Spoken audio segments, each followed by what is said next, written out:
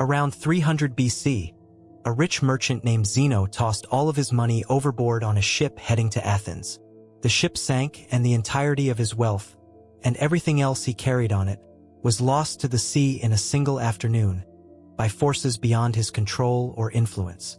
Most people, in the face of such a disaster, might spend the rest of their lives underwater. Zeno, however, wandered Athens for a while, found a bookshop, asked to read a book on philosophy, and eventually came up with an idea about life that would outlive him by 23 centuries.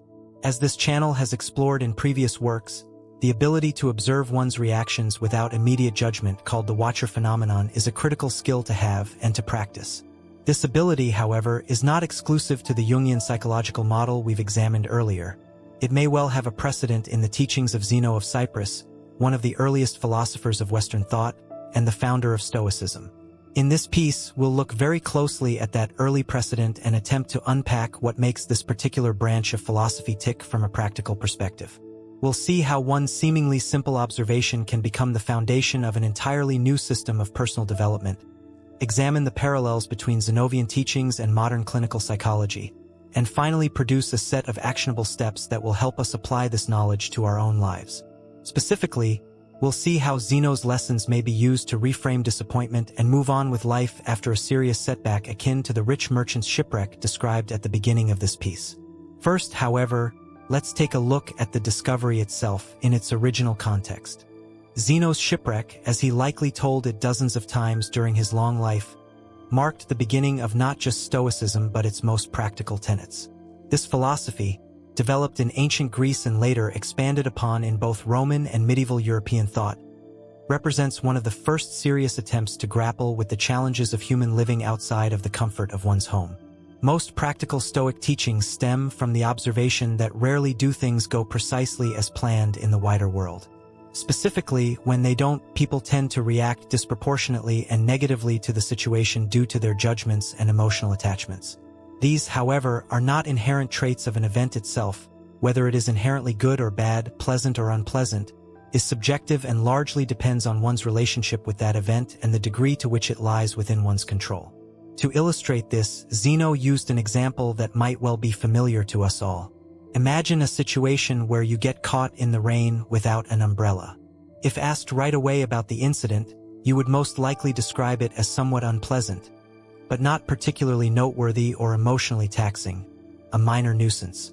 However, put the same event in the context of missing out on a significant job interview, and you may well find yourself disappointed, hurt, or even angry. The event itself, getting caught in the rain, has not changed. It is the judgment and the reaction that has changed, depending on your attitude to the consequences of that event. You may have found yourself attaching meaning to it, or mistaking causality for correlation or coincidence. This insight may very well be familiar to you on some level. You may have heard it presented as part of cognitive behavioral therapy, CBT, or Rational Emotive Behavior Therapy, REBT, two modern psychological frameworks built around a similar set of ideas. In particular, REBT is heavily focused on identifying thoughts that lead us to attach meaning to events, as well as the ability to recognize these thoughts and, subsequently, replace them with more rational alternatives. In this regard, it should come as no surprise to you to hear that Albert Ellis, one of the founders of REBT, regarded Stoicism as a philosophy that anticipated many of his own discoveries by over a millennia. Specifically, he linked his own ABC model, activating event, belief, consequence, to the similar set of ideas advanced by Zeno and his followers. Now, consider how strange this coincidence of sorts really is. A single observation about the nature of human judgment, made in ancient Greece, saw multiple practical applications in fields as distant as clinical psychology and personal development centuries later. It is tempting to argue that the practical applications of Zeno's insights represent some sort of universal truth that continues to resonate with us on an instinctual level, long after the teachings of Stoicism have been largely forgotten and abandoned by mainstream society. Similarly, one might argue that the Stoic insights were in fact the universal truth, and that their practical applications have been reinvented in later ages by people who were largely unaware of their philosophical predecessors. This brings us to Zeno's insight as it intersects with the teachings of this channel, particularly with the watcher phenomenon. In essence, Most Stoic teachings are built around the ability to separate judgment from one's observation. In other words, we may experience events, but we must learn to observe them at a remove and apply our rational mind to them. The ability to observe one's own judgment and emotional responses is critical to this, and it is what allows us to engage in the practice of separating ourselves from our reactivity. Put yet another way, when faced with an activating event A, such as a negative occurrence in our lives, we must become aware of our beliefs B, that lead to some negative emotional consequence C. In doing so, we can replace our delusory, irrational B thoughts with new, healthier beliefs. Let's look at an illustrative example to get a better grasp of how this might apply to us in real life. Consider a scenario where a driver encounters a traffic jam on a stretch of road they frequently drive.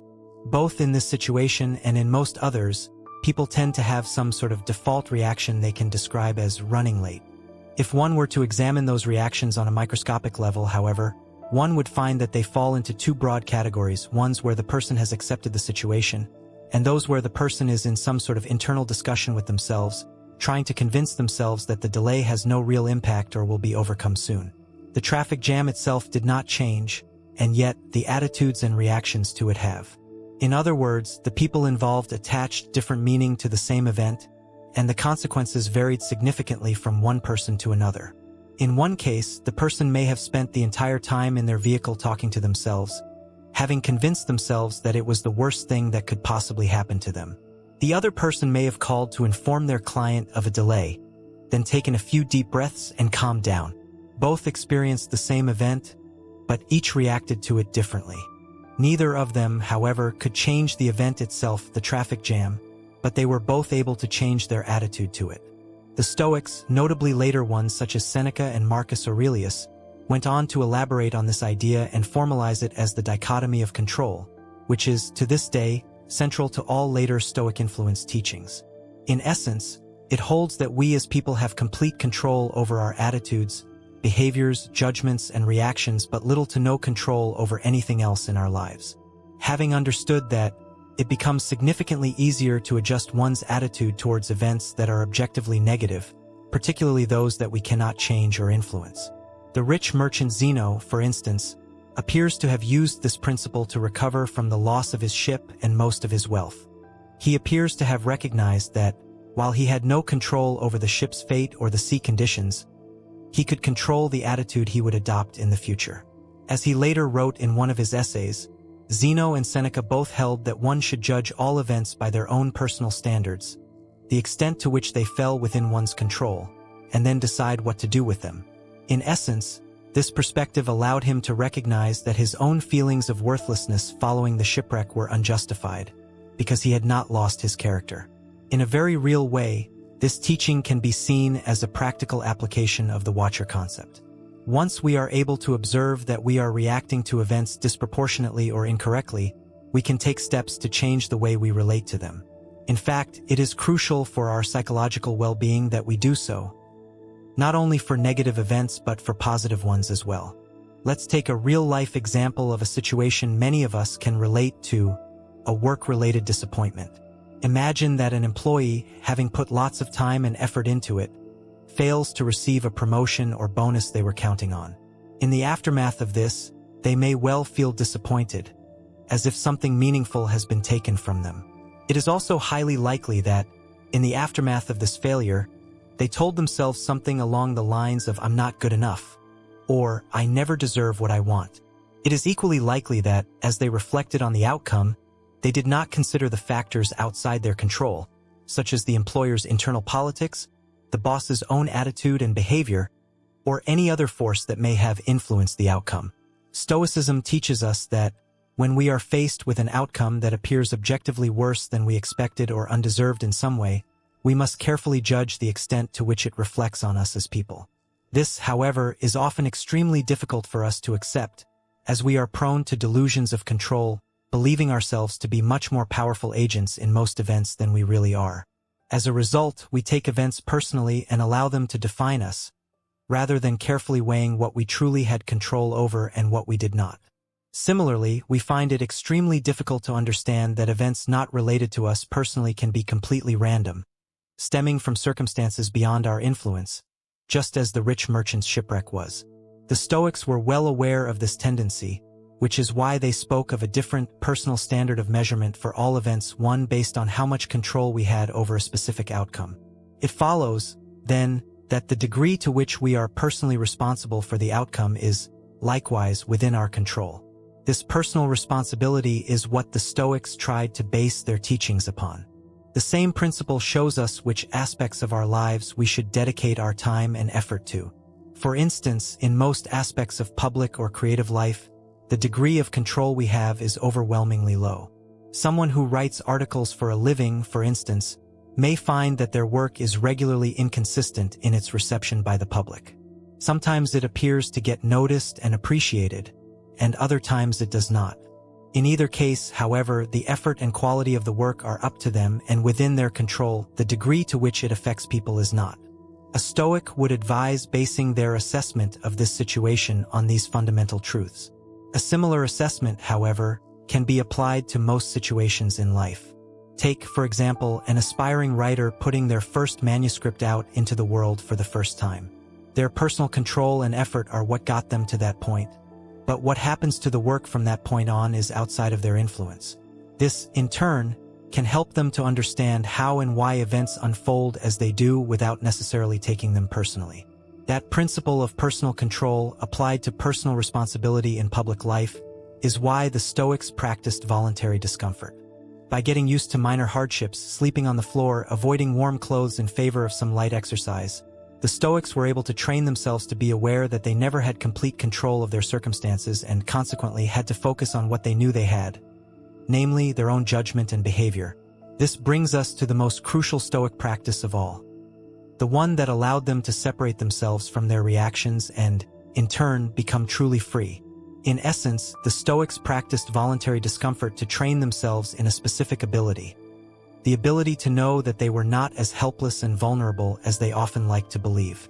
When viewed in this light, their teachings on the dichotomy of control appear to be closely intertwined with the concept of the watcher and the ability to observe themselves. By examining their likes and dislikes, fears and desires, the Stoics were able to learn not to be ruled by them blindly. A particularly notable example of this is the 19th century leader Nelson Mandela, who spent nearly 3 decades in prison under the racist apartheid regime, reading the writings of Marcus Aurelius and adopting his philosophy. Upon being released and taking on the presidency, he declined to enact a policy of vengeance and retribution against the apartheid supporters, recognizing that it would only bring lasting, bitter resentment to the country as a whole. Mandela had practiced separation from his negative emotions and understood that they had little to no power to dictate or influence future events. In other words, he did not let his personal feelings of revenge decide who was to blame for what. Mandela embodied the Zenoan principles of Stoicism, applying them to his life in a particularly profound way by being able to choose to move on rather than continue living in perpetual anger and resentment. This ability, however, is not something the Stoics were born with. It had to be trained, and most of them practiced it by becoming more aware of their own internal states, including the ways in which they mistook control for power or pleasure for good. This understanding of control is what ultimately allowed the Stoics to avoid becoming overwhelmed by the events of their lives. It is also critically important to clarify what this kind of control-based perception does not mean. The ability to be free from judgment and emotion does not imply a willingness to tolerate behavior that violates our personal boundaries. And for the Stoics, this meant understanding that what happens to us matters, but only up to the point of being able to take action. This is most evident in the later teachings of Marcus Aurelius, which strongly emphasized the necessity of defending and protecting one's personal autonomy while simultaneously recognizing one's limitations. When it came to things that happened to him personally, the Roman emperor was careful to assign responsibility to the appropriate parties, rather than to himself personally. In essence, Mandela was able to do the same thing in his personal life when he refused to punish the entire country for the actions of his oppressors, choosing instead to move the country towards a policy of reconciliation and healing instead of retribution and further division. We, too, must be able to recognize our own ability to choose responsibility and action, as well as the areas where we cannot exercise those virtues and must accept the role of external forces instead. This is especially true for the events that affect us negatively. In his later teachings, Marcus Aurelius spoke frequently about the importance of focusing on what was truly important in the affairs of everyday life and public life in particular. He argued that all people, in all things, had only one responsibility: to be virtuous in the things they controlled and as free from judgment in the things they did not. In this way, he defined virtue as the primary measure of all things, with a focus on controlling one's behavior and limiting unnecessary desires. He identified 4 types of virtue that were particularly important to him: wisdom, courage, temperance, and justice. Wisdom meant seeing things as they truly were, in the context of personal control, and not believing in things one knew to be delusions. Courage meant continuing to act ethically, even in the face of adversity, without being stopped by fear or hardship. Temperance meant being able to distinguish between true needs and desires, and to avoid excessive pleasures or pain.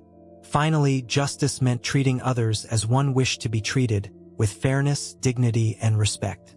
As you can see, none of these virtues required the Stoic philosophers to give up on pleasure or wealth entirely, since many of them were highly successful people with considerable personal wealth.